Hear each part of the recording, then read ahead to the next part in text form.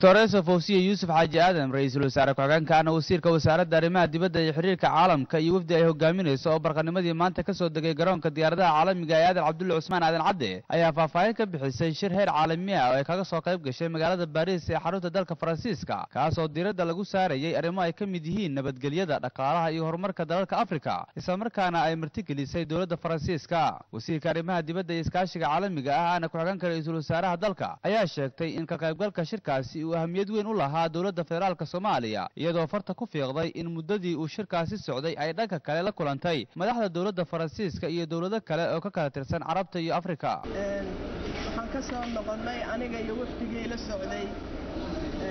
Paris dalka Faransiiska oo uu ka jiray shir weyn oo la isugu yeedhay madaxda Afrika dowladda Faransiiska casuumtay shirkaas oo sanadla ah laakiin sanadkan waxaa laga hadlayay nabadgelyada iyo dhaqaalaha horumarinta iyo deegaanka ama cimilada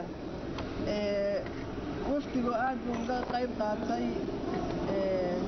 wixii muwaadiniintii laga hadlayay waxaa kaloo aan halkaa tacsi ka jeedinay Nelson Mandela liidarkii weynaa ee Afrika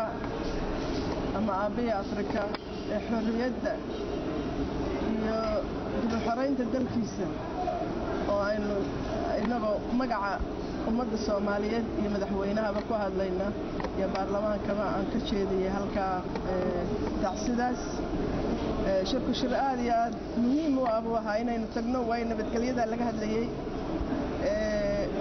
waxaa kaloo meesha aan kula kulmay dowladda Faransiiska wasiirka arrimaha dibadda iyo dabcan madaxweynaha oo salaan lagu wada arkay madax kale oo Afrikaana wasiirada khaarijiyayaal badan oo dalalka Carabta ee Afrika iyo kuwa Afrikaba marka shirku aad iyo aad buu muhiim u ahaa